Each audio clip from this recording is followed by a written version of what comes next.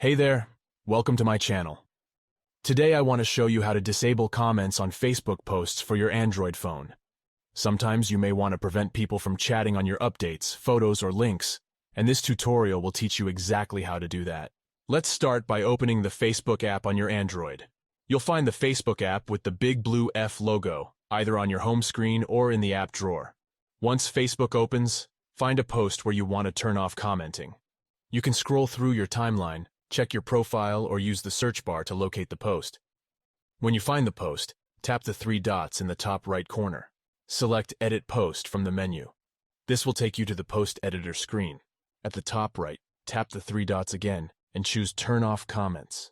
A message will confirm that turning off comments will prevent anyone from chatting on this post.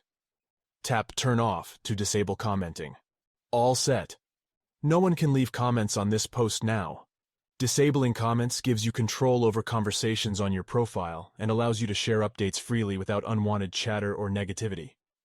Sometimes this is preferable to an open discussion. You have every right to shape discussions as you see fit on your own social media profiles.